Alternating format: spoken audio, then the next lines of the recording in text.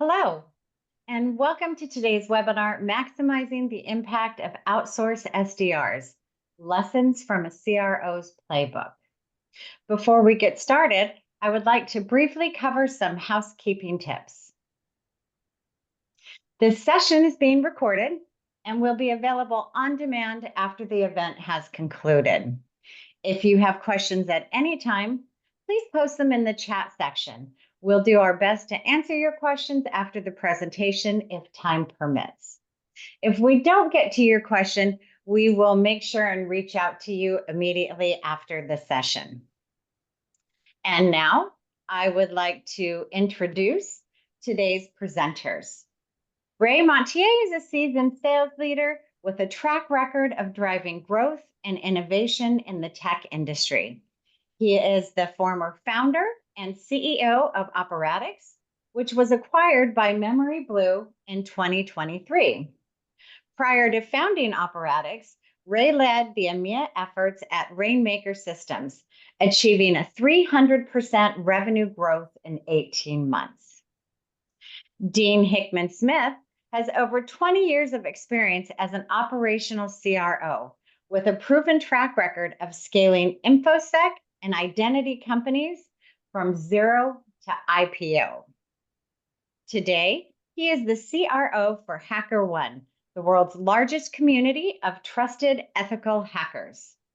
Previously, Dean was the CRO at Jumio, the world's largest identity verification company, and brought memoryBlue into nearly every organization he has run for the past 20 years. Welcome, gentlemen. Over to you. Thank you. How are you doing today, Dean? I am very well, thanks. It always makes me smile to see that gently touched photo of myself when my profile comes up. I have very brown hair in that.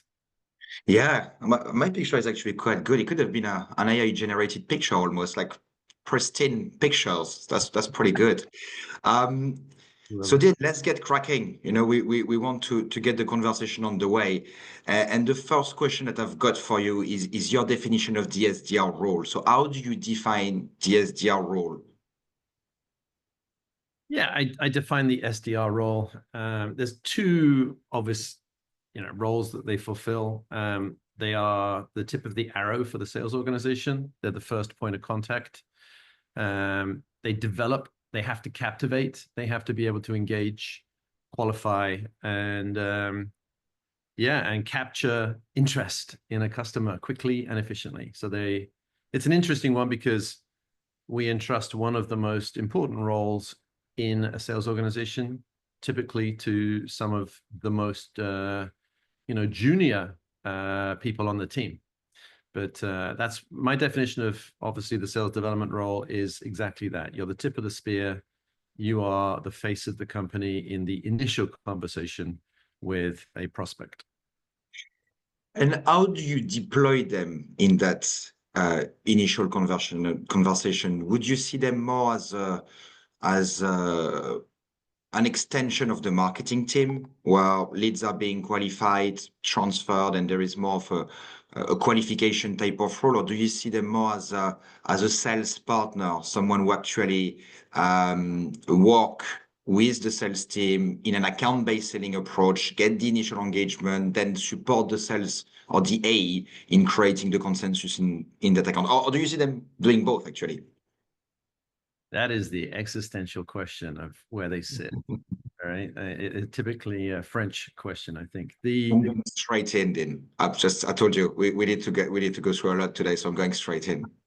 In the deep end. Yeah, let's get profound for a second. The natural fit is between the two.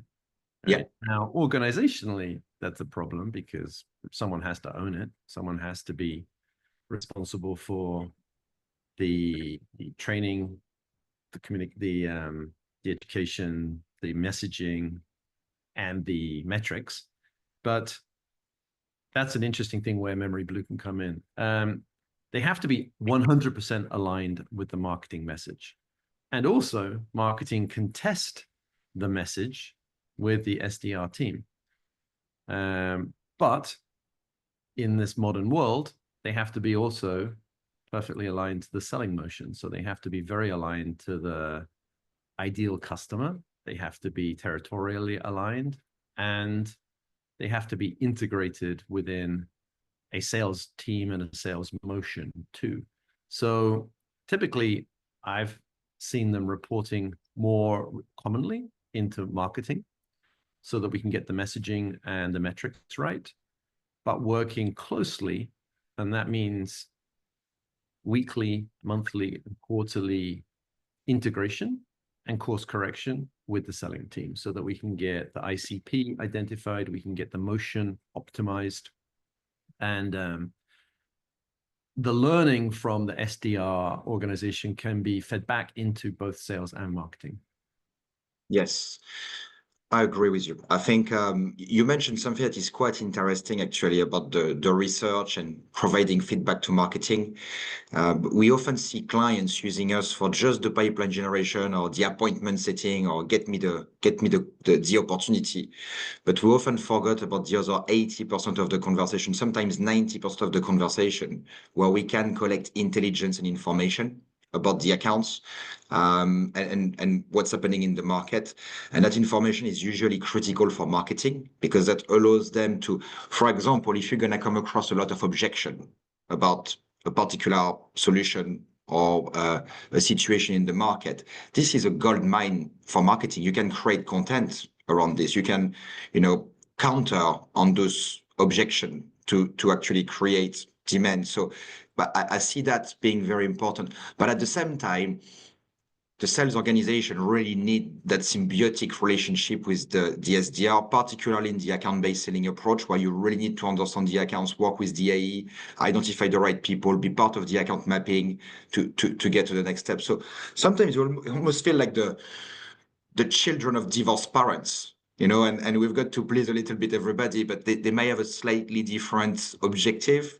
But from your perspective, you believe that marketing should own the relationship. And would that be true also in depending on the stage of the organization? Do you see like a younger startup, earlier stage being more towards sales and as things develop going more towards marketing? I think that I love your analogy of the divorced parents. The good thing about being child of a divorced parent is you get 2 Christmases, right? You get two of everything. And that's kind of like, I've never looked at it that way. This is good. I am the product of divorced parents. So yeah, you can optimize many things. But I think in the modern selling machine, it is a machine, right? Every piece is a very important component. And if sales and marketing aren't working well together, it doesn't matter where the SDRs sit. If sales and marketing don't have a really functional bidirectional relationship, the SDR function will fail anyway. So I think in the modern selling world, my favorite phrase is you win or you learn fast. And if you're not learning from every conversation, if you're not learning from every single intelligence feed you have, which is really every conversation, every action you take, it can be, outbound digital, it can be intent, it can be all sorts of other feeds, then you are disadvantaged and you're a suboptimal selling organization. So we refer to the combination of sales and marketing as the revenue organization. And you can use the SDRs in so many different ways, so many different creative ways. Now, as we said before, a lot of the SDRs are new to the industry. So one area that I love using SDRs is actually things like trade shows, where they get to meet a lot of potential customers or existing customers quickly, because you've got to give them a depth of knowledge of the industry to be really credible. They cannot be scripted. They cannot be unauthentic. They have to be knowledgeable, add value, which is why classically, marketing is very involved. But for example, my enablement organization sits under revenue operations, which is a third piece of the puzzle that we didn't even talk about already. Yeah. You know, so we have to enable SDRs, we have to enable salespeople. Anyone that's customer facing has to be fully enabled. So you bring in all of the different pieces to build a really powerful SDR motion. And you have to have a feedback loop that really really enables you to learn from everything you do. So typically I have seen definitely an increase. Back, 10, 15 years ago, they were in sales. And I think quite often sales is so focused on really delivering a revenue outcome that a lot of those earlier stage things that need to be baked into an efficient SDR motion were overlooked. So hence there's been a swing towards marketing. My conjecture now is that to be really effective, multiple functions within the revenue organization or the go-to-market organization need to be involved to optimize its efficacy. What's your opinion? You're the expert on building SDR organizations. I should flip that back to you. Yeah, look, my opinion is that in an organization that probably would be the size of HackerOne, you would need to have almost its own function. So I would see a CMO, a CRO, and someone with a C biz dev type of person in the middle, because you are right. You need to interact with all the functions. You are the glue between lots of functions, and you are probably the part of the organization that's got the most conversation with prospects. Okay. What's fascinating, and I'd like to speak about some of the work we've done together when you are at BitGlass, because we probably worked together at BitGlass for 7 years or something ridiculously. We worked together for a long time. And what was interesting is that we were covering pretty much the whole world. We were helping you pretty much everywhere. And I remember North America developing a little bit quicker from a maturity perspective. And I don't know, you remember Aya, we were working very closely with her. But in the US, we really had a qualification motion because the marketing efforts were probably more successful than they were everywhere else in the world. So it was more of RevOps / marketing focus. And we had to make sure that we have attribution of the leads based on the campaigns, but we also follow up within a specific time frame and then push on obviously the leads to sales. In Europe, different approach. When we were working with Karim in France, it was very much aligning with him, plan of accounts, potentially little marketing, few events that we've been participating, but very much aligned with sales. And in the UK or some other region, we may have the channel getting involved. So we will be working with channel partners and doing things together. So I guess where I'm going is that you really have that mix of organization. And I think I've never seen a client where you've got one size fits all, either from a time frame perspective, because things are evolving and needs will be evolving over time, and you will need to be closer to one function or another. And then you've got the maturity actually of the sales and marketing organization in different territory, which also will impact how you do it. So I'm not really answering your question with a real proper clear answer, but I would say that technically the way I see it or the way we see ourselves is reporting as a separate function from sales and marketing to both of them, but also to leadership and other part of the business. So I would like to think that the SDR function is actually a team on its own that needs to partner with the other. So that would be my. I like the interesting thing here is there's no real exact answer. It depends on the stage of maturity of the company. So you mentioned BitGlass. You make it sound very sexy with your French accent. I like the pronunciation. So BitGlass was a much earlier company than HackerOne, right? We were in the tens of millions of revenue, and the reason I asked you to come in was we didn't have the resources internally to build a very effective SDR program. And we were operational in numerous countries, and we needed language coverage, and we needed cultural nuance for penetrating different markets. And if you look at those two that you touched on there, right, the US was adopting faster. So we had a combination of very targeted outbound to prospects that we wanted to leverage some of your data.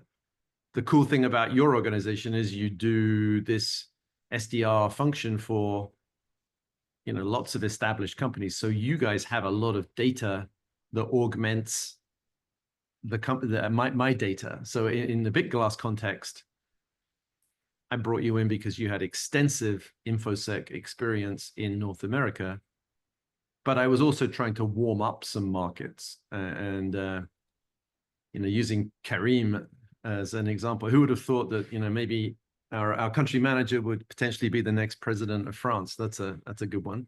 We should talk about that. I'll text him when I literally just side story. I actually text you as well. I don't know if you remember, but I was in France and I just put the TV on and I see Karim on TV. I could not believe. I was like, I'm still, and it was in the morning. I was having my first coffee, so I was wondering if I was still alive or dreaming. But yeah, he's doing very well. Good on him. He looks good. He is doing super well and very dynamic. So happy, you know, for him that he's found his real passion in life. But you know, he had all of Southern Europe. So us, you know, covering Southern Europe through our own efforts would mean having obviously SDRs that spoke French, Portuguese, Spanish, Italian. Mission impossible for us to hire at that point, but we could do very targeted campaigns to try and warm up the market with you. And things work differently, right? In Southern Europe, there are rules, there's regulations, there's GDPR, there's a whole bunch of privacy rules. So, you know, we look, for me, it was important to have somebody that understood all of those nuances on the European side, which your company did. And then in the US, it was important to use really the team building component of what you did. And I believe we actually had a program where we would bring people in, you would hire them, train them, and then we could, after they'd been a productive SDR for a certain period of time, we could actually hire them into our inside sales motion. So I think that's a fabulous career planning, career progression benefit of this relationship. But so the answer to the question about what a program looks like or what an SDR looks like, it really depends on the maturity of the company. And if you're at the HackerOne end of the scale, you know, we're much bigger, we're global, we have thousands of customers, then we need very targeted campaigns. And we also need, when we open a new territory, for example, specific warm-up campaigns. And then now we're building a partner network. We also need the ability perhaps to work with reseller partners and the partner community. So these are all areas that I would look to leverage the kind of memoryBlue skill set. They're all, it's very, very tactical when it comes to really warming up and building a momentum in certain sectors. 100%. And I moved on to a very interesting topic here, which is the attribute of a great SDR. You know, there is no PhD for SDR. There is no school really where you can learn the world of SDR. So you really need to recruit on attributes. You recruit the person versus their background technically sometimes. But I wanted to get your thoughts on what should organization be looking for when recruiting or trying to recruit great SDRs, finding great talents? It goes well. So actually interesting, when you look at the great SDRs that you have worked with in the last 10 years, I think it comes down to probably 3 attributes. Yeah.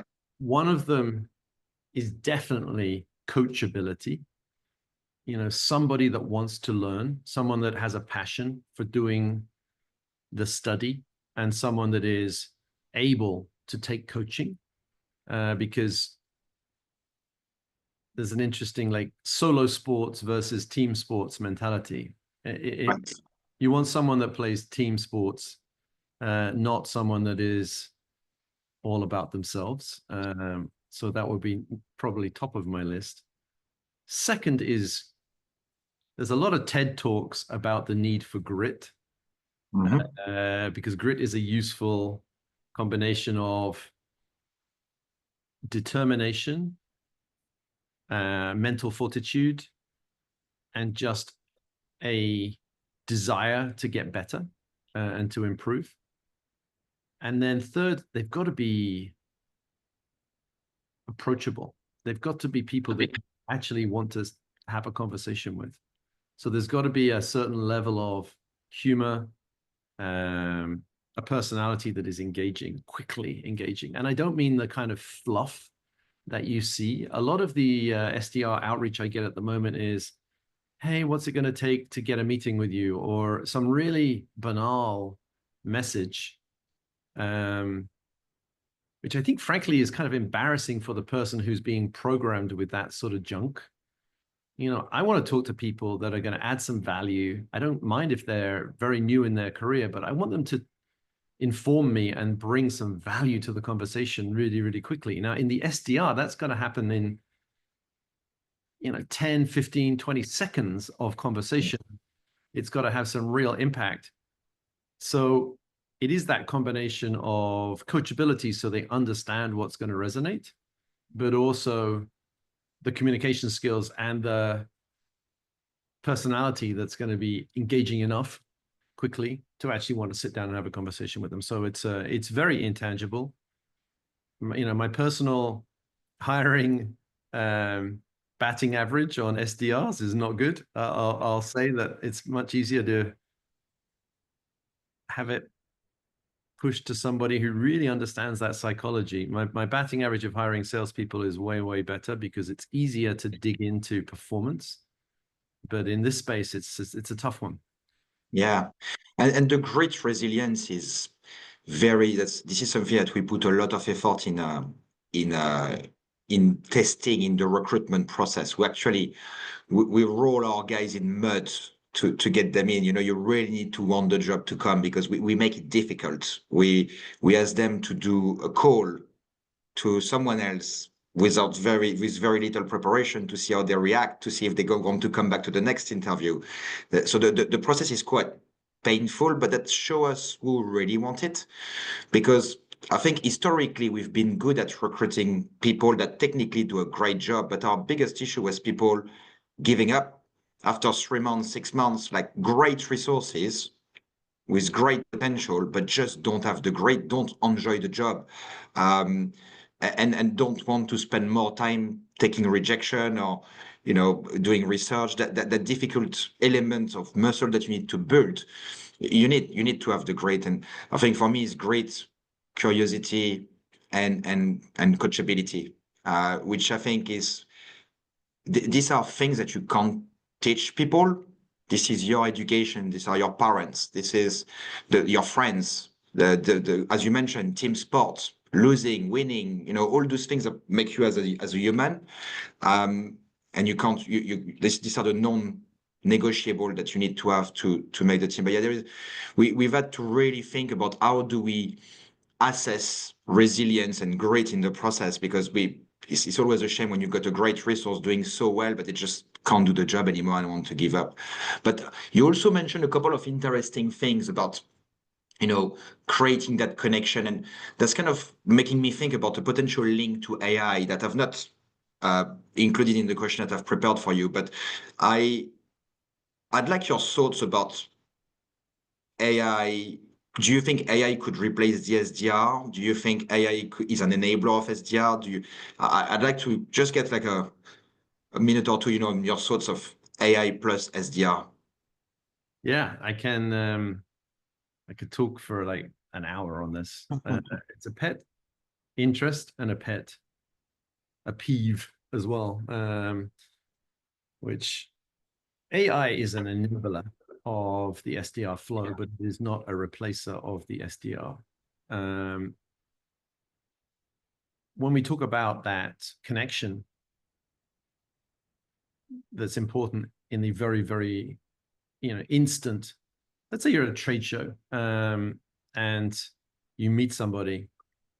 How do you make a connection at a trade show with somebody? You end up zeroing in on where they're from or their industry or something about their particular company that they're going to find interesting, because you have to make a human connection really quickly, right? So I don't know, I'm into flying. That's my big thing. So, a guy from Gulfstream Aviation came up to me on a trade show booth, and I ended up talking about how much I love the G5, aircraft and the head-up display. And he's like, how on earth do you know about, head-up displays and infrared ground alerting systems and a whole bunch of other things that we ended up talking about. We ended up talking about flying, and it was nothing to do with, the world of ethical hacking or the world of HackerOne, but it got us a meeting at Gulfstream, which I think is turned into a deal. So if you're a new SDR, AI is an amazing tool to research before you go into Perplexity or one of the AI-driven research tools, and just quickly run a search on what you should know about, for example, security, infosec, cyber, as it pertains to a particular company, or an industry sector. And within minutes, you've done very extensive research that you can memorize and be really valuable as preparation for a conversation with a customer. So the ability to use those tools, the ability, you said curious, I think that's a great word, to be curious and to do that prep would distinguish an SDR way above some programmatic, orchestrated, AI-driven sales program that many companies seem to be running these days. So I think AI is an amazing tool to be used by humans to engage with other humans in a way that makes them credible. So I'm a big fan of using AI for research, AI for making a lot of the heavy lifting that needs to be done, making you an industry credible person. And I think it's an amazing tool for SDRs to use, leverage, and it'll make people successful faster. You bring up another point earlier on. The first 3 to 6 months of being an SDR are the hardest. Yeah. Because the other thing that makes SDRs credible is when they really know a few people. I know Aurelien Mottier, I've known him for a long time, but if I wanted to approach you cold, and I know Neil Ledger, for example, or I know a whole bunch of other people that I know because I've trolled you on the internet and I've looked at your LinkedIn profile, and I've known those people for a long time, and they will say hopefully reasonably good things about me. I can reference them in a conversation with you, and within 6 months, an SDR will have spoken to hundreds, if not thousands of people, developed a few relationships that they can start dropping into cold calls. And it really gives them a healthy advantage over just the cold SDR outreach that many people try. 100%.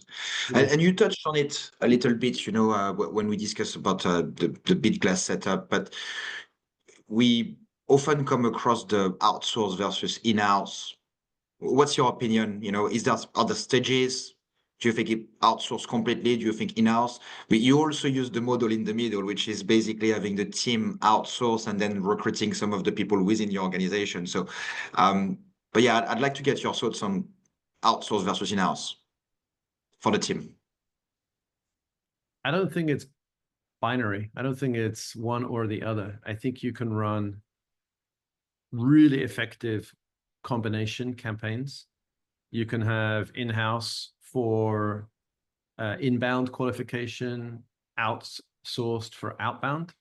You can use a combination of both. You can use outsourced to do specific campaigns in specific territories. For example, like we talked about in Europe.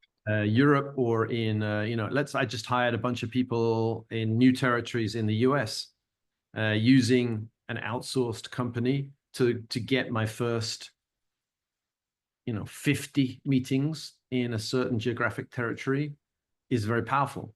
Your data is really powerful. You do a lot of data cleansing, scrubbing. You can make those campaigns very targeted and very powerful.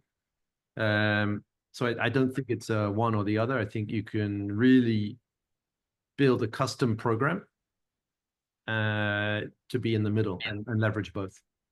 Yes, you mentioned a good point about Europe. There's data protection, but it's also employment law. For an organization, a US organization or an Israeli organization, where you've got technically a little bit more freedom from an employment perspective, and the employer is always kind of more powerful than the employee technically. You come to France, you come to Germany, God, you've got to be careful with the local employment law, and the wrong person in an organization can be very, very painful to replace if they don't work. And unfortunately, when it comes to SDR, BDR, you need to have that flexibility, because again, it's difficult to really assess if someone's going to be, good. And for us, we recruit at scale. We probably recruited last year over 700 people in the business just for the SDR function. So we do it at scale, and I'd like to think that we are relatively good at it, but we still make some mistake. There is still 5-10% of people that come into the job 1 month, 2 months in, actually realize that it's not for them, or we realize that maybe they were not the right individual ourselves. So you need to have that flexibility, and it's very difficult for vendors, particularly early stage, to navigate those employment rules, data rules. We came up with something where we actually give our clients a data agreement, a data privacy agreement, a data protection agreement. So almost like an insurance for startups, that if something happened, we will be speaking to the ICO and we'll be dealing with the GDPR issue if any. So the setup is the complexity of moving a business across the world is particularly interesting. I think the model of having that sort of build and transfer model is really a model that I like, that we offer, that I think is a huge USP of the organization, because again, the first 6-9 months are the toughest to get the campaign going. But after that, quite frankly, if the clients wants to recruit the team, good on them. But the heavy lifting at the beginning is what's tough. And that's why I think if I was on the other side of the fence, I would be looking at an organization that can help me to find the talents, write the playbook, organize the data, speak with my revenue ops team to get everything sorted in Salesforce, have some campaigns going, have some measurement, and once I prove the model, I bring the team in-house, which we see a lot of our clients doing. So very interesting. Well, I think the fact that you're flexible to explore those models is a testament to the way you partner with companies. You raise another interesting point, right? Yes, the employment laws and everything else are really important considerations, but also the way we work. Like, I'm sitting in my home office right now. Most of my team is remote. Yep. And SDRs coming in brand new potentially to the selling motion, training them and getting them into their professional cadence, it's tough in a remote world. So you guys have hubs where you bring people together and they learn from each other, and you get to see how they are progressing, so you can accelerate the onboarding and the training and the time to ramp the efficiency of an SDR.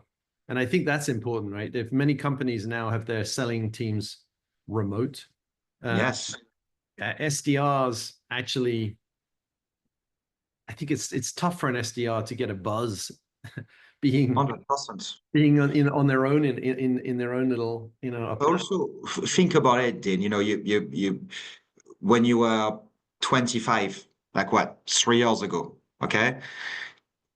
I needed to be in the office. I was a young boy when I was that age. I needed an environment. I have my friends group outside of work, from university, from whatever, people that I've met through other friends, etc., etc.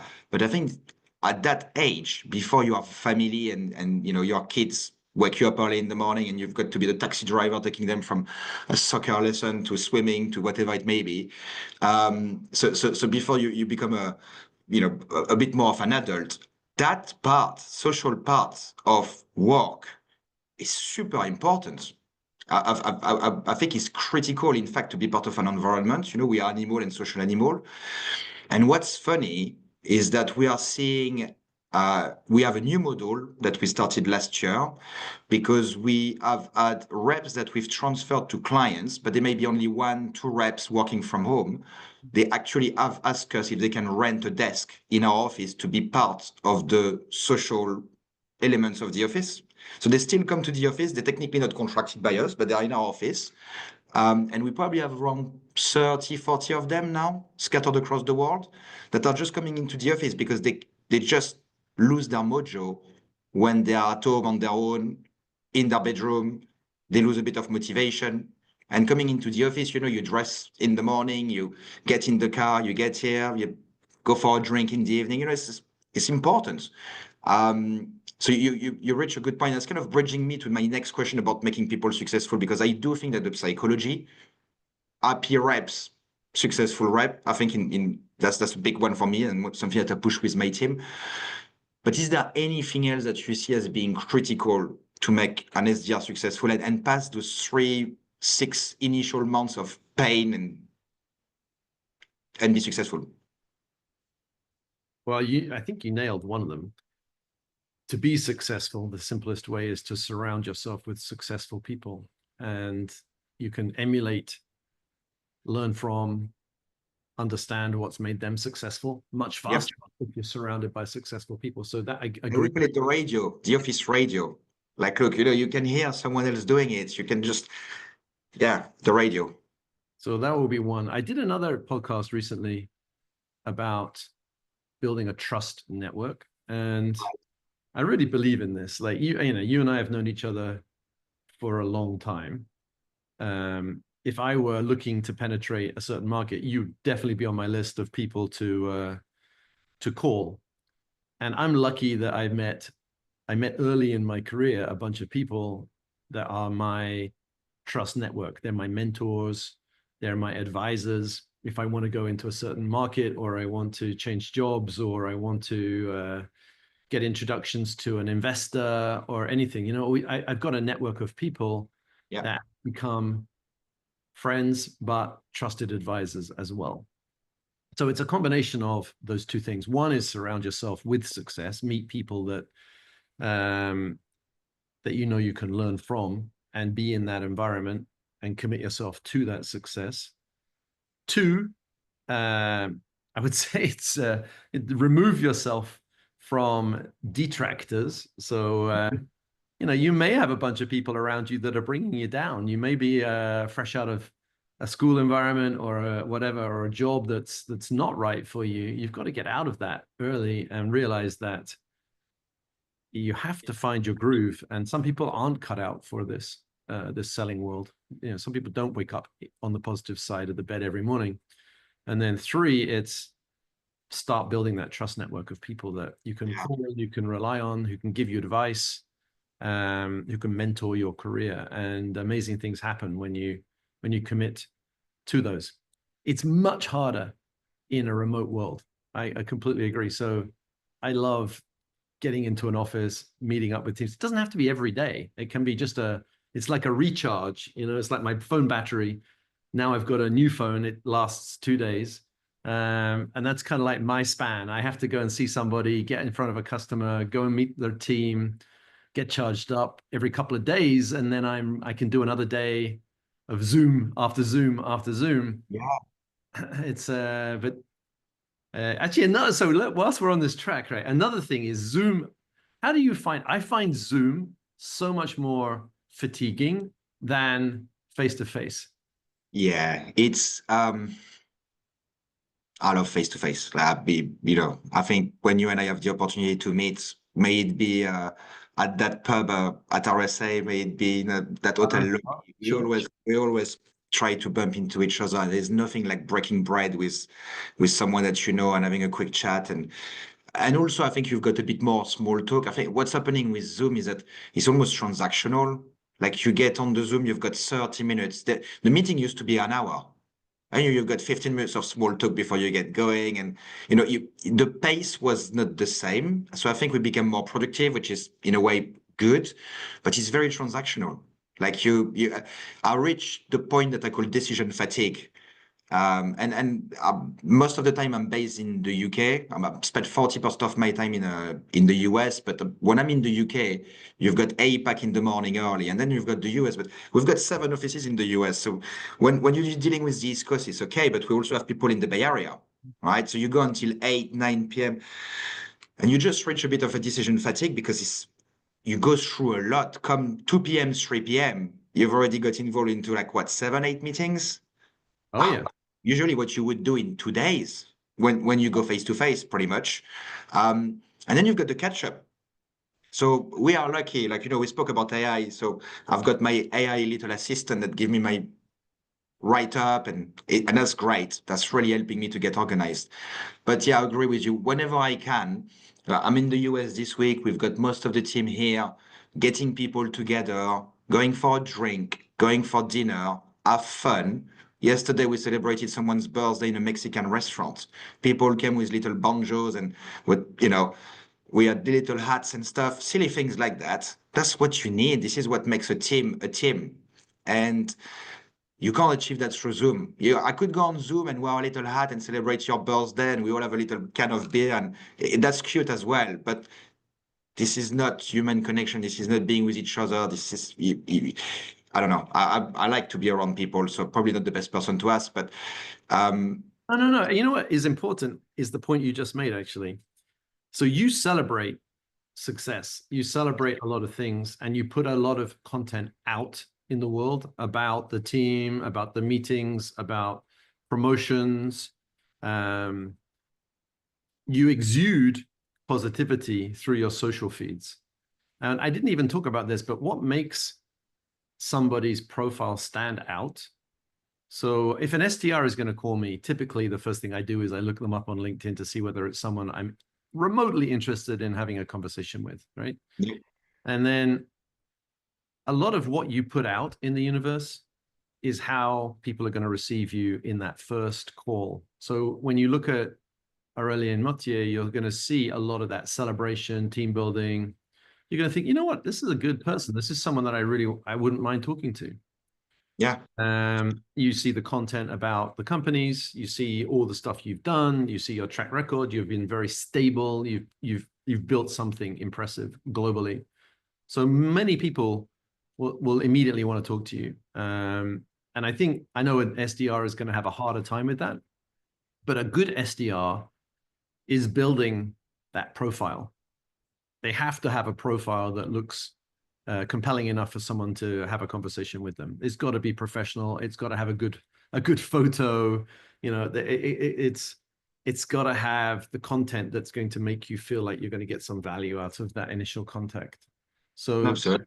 There's a lot of stuff there that's really important that we didn't even touch upon. Are you still in Hook in the UK or the Silicon Valley? Well, Fleet, almost Hook, but Fleet. So I'm sure if for anyone listening to this, if you've got the beautiful opportunity to drive on the motorway called the M3, they've been building the M3 for as far as I know the M3. So it's a 50 miles per hour speed limit type of things. Very, very painful. But there is a beautiful service station, and we are literally the office behind that. So not the most glamorous place in the world, but yeah, we actually managed to find a lot of great talents in Hampshire, in around Fleet, and international, because we've got German, French, Spanish. But since COVID, we've been a little bit more open to work from home, and we've got different hubs. Like we've got a bunch of people in Manchester, for example. So we've got we're opening up a little bit. So the fleet office is not what it used to be when we were like 60, 70 people coming every day. But yeah, we're still in Hampshire. And I really like the way we tackle that question, because sometimes you speak about what makes an SDR successful and people get straight into the tech stack, straight into the data, straight into this, straight. And these are obviously very important, right? Critical. But that's basic. Give them good data, give them good message, look at the conversion rates, adjust. These are the basic stuff. I think the psychology is the most important element, personally, and that's the element that often people struggle to tackle, and that's why they don't have the retention. Yeah, I They think don't have the retention because they don't put the human in the center of the process. It's like they push you, and I think the human element is extremely important. The psychology, being happy, feeling part of something is important. You know, the new generation, I can't remember what we call them, if it's X, Y, Z, W, there's a few names, but what I'm seeing from the younger generation is that people want to have a purpose. They don't come just for a job. And if you don't give them a purpose, they will be much quicker than someone like me that is now like a middle-aged, boring person. I used to stick to stuff. I'm not going to do 6 months. I'm going to do a year, because if I do 6 months, it's going to be terrible for my CV. And I think no, it doesn't matter if I'm not happy with 6 months, and if you don't fulfill my purpose, I'm going. So yeah, well, the psychology element is yeah, key. let's double click on that a little bit. I think there's two questions. There's what makes an SDR, what makes the person successful in the role, and that's a combination of psychology, character, and training. And then what makes the program successful is the tech stack, the training, the messaging. It's a bit like a football team, right? You need athletes who are motivated and coachable and play Yeah. together as a team. And they need, of course, good boots and good safety equipment and a good training ground and everything else, and a good training regime and good equipment and good physio and medical and all the other stuff. So I break it into two parts. One is the people side of it, which we talked about. And then there's the tech stack, which is really the fundamentals. I mean, you cannot give a football team equipment from the 1980s and expect them to be able to play at premiership level. Yeah. So it's the same in this world. You've got to give them the data. You've got to give them all of the other underpinnings. But now you get into an even more interesting subject, is what motivates people. Of course, money motivates people, but you're right. It's not everything. I think money is. I've got a strong opinion on that, but I think it's completely overrated. Social recognition is the fuel. I think that's my opinion. I think, the absence of money is a very difficult thing to overcome, but yeah, the combination of compensation with mission, doing something, as you said, good in the world, doing something that's exciting, stimulating, with progression. And also, I know what you guys move people around and give them the opportunity to move country, to move location.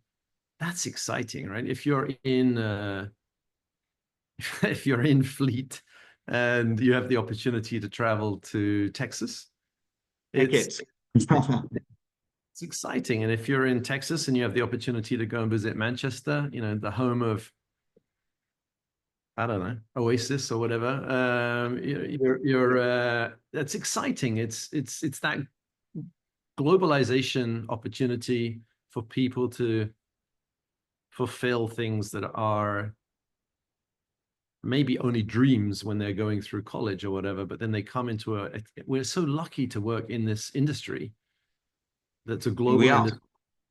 It's doing something important in the world. It's making our lives better and more secure.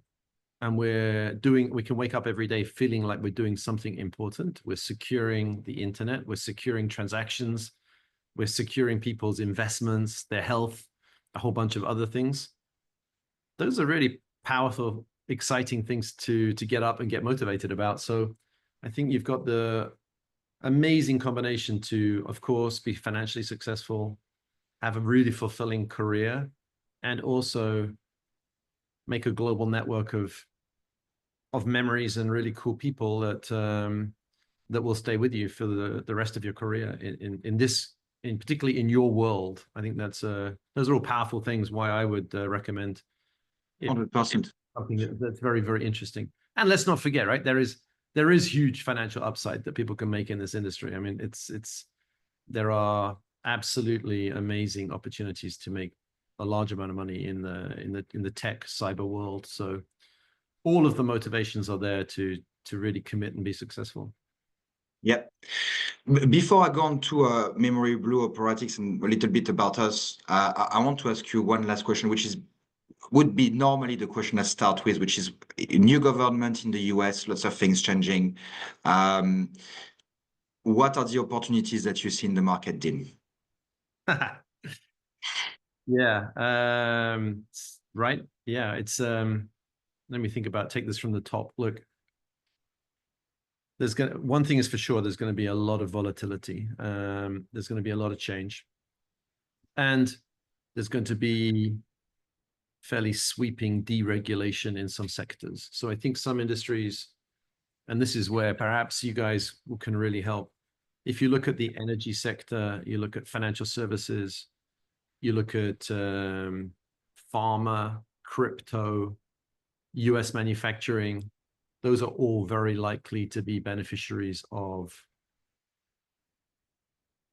policies from this government that mean that we should probably be looking at those segments, and we can build campaigns around that. I think there's going to be a real drive for government efficiency. So although the overall spend in government is probably coming down, the automation and securization, if that's the right appropriate word, of the public sector, both federal and state and local, are going to be interesting ones to really dig into over a lot of change. So we've got, the positives are there. So I'm really, really big on looking at the industry sectors we think are going to really take off. And that would include, of course, crypto. I think there's a huge amount of crypto bounce back, DeFi, Web3, things like gaming are all looking pretty hot. Now, the other side is, of course, if lending and interest rates come down, you're going to see a lot more investment in the venture world. You may see a lot more, well, not a lot more, but you may see a significant increase in IPOs too.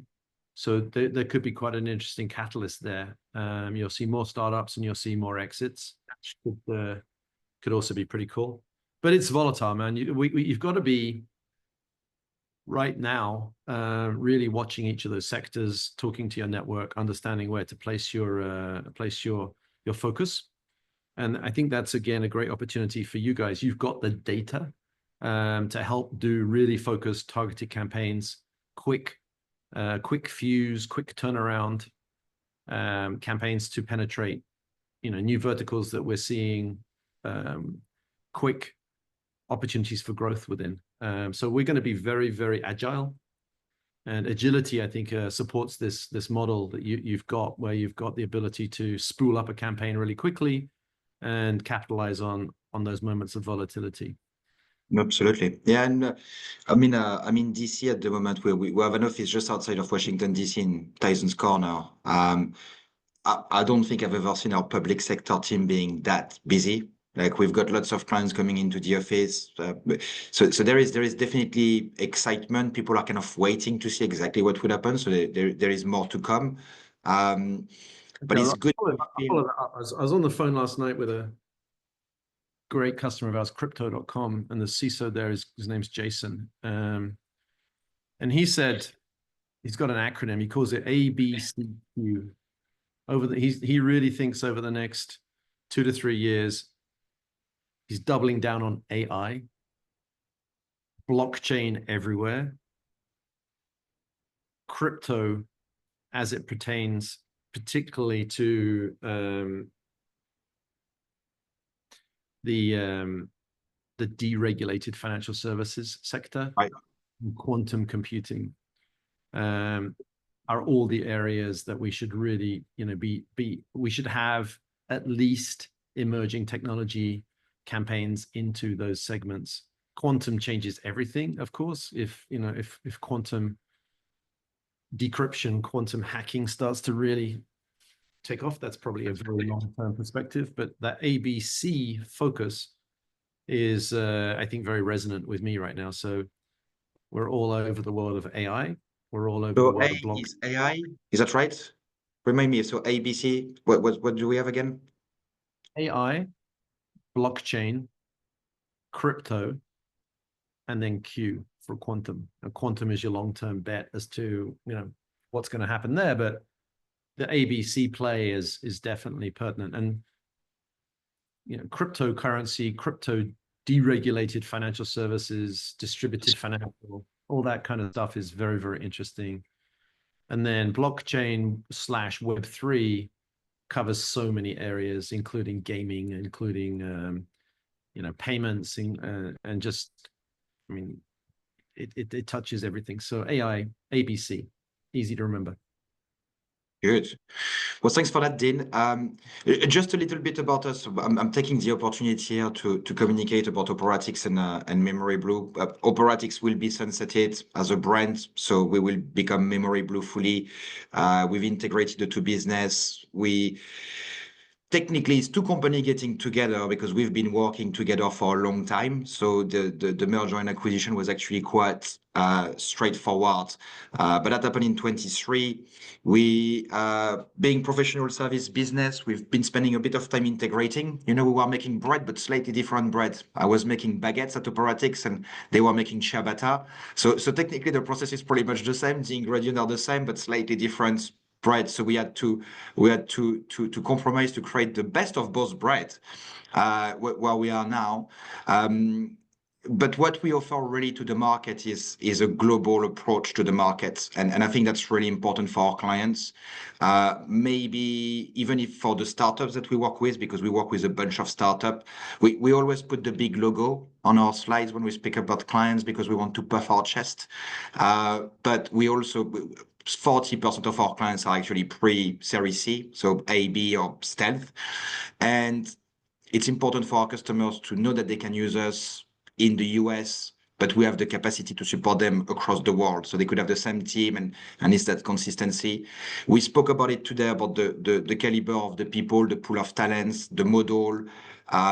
So very, very excited to get together with memoryBlue. We had a sales kickoff in January. We will be coming up with new service offering that are not completely alien to what we've been doing. They would be adjacent to what we are doing, but we try to deliver more value for our clients. Last year, we spent a lot of time doing customer surveys, NPS, really understanding the situation of our clients. And now we are responding with new services, new approach, new processes. So very exciting time ahead. But I just wanted to mention a couple of things about memoryBlue, because with the new year and people sending me messages and saying Happy New Year, but are you managing two companies and what happened? So we've not spent enough time communicating externally, but we are memoryBlue. We are growing.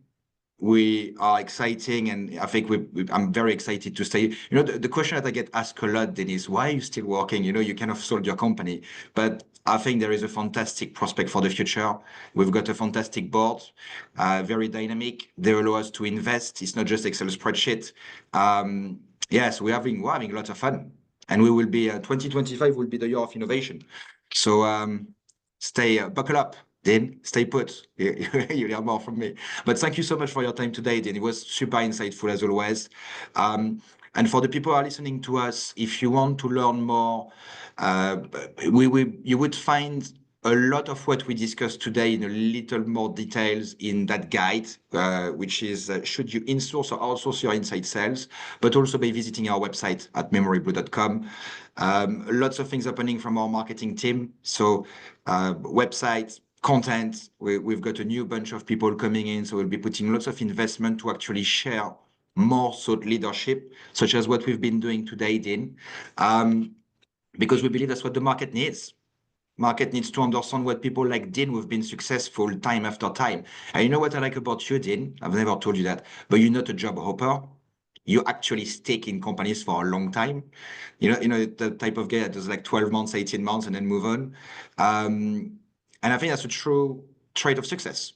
You stick and you grow. You already see this organization from, embryonic at bit glass to something, well, I mean, look at what you achieve at the end with the acquisition. So always a pleasure to talk to you. Always a pleasure to get your insights. Always a pleasure to get your perspective on things. So thank you so much, Dean, for being with me today and sharing all that with us. Hey, Aurelien, it's a pleasure. Thank you. And, I see it'll be interesting to see who you have come on and talk with you in the future. You and I have got a lot of people in common. Yep. I love sharing my experiences, the good and the bad, and I've made many mistakes over the last 20 years. So if we can help people avoid making mistakes, do well in their careers, that's all we can ask for, really. I love seeing people grow, and I love seeing the teams that we build go on to do amazing things. And I really like what we're doing at HackerOne. So I try and always find companies like you with a mission. And it's really important to me to believe in the mission, to get up excited and motivated every day, and never be more excited than I am right now. So like you, I look forward to the journey of, I'm in my FY26 now, so or I will be very, very soon. So I look forward to the year ahead as well, and see you in a couple of months at RSA, right? We'll see each other probably the same place. Absolutely. Yeah, let's have fun, and that's what it's all about. So thank you so much, everybody. Thank you, Dean, and catch up with you soon. Cheers now. My pleasure. Take care.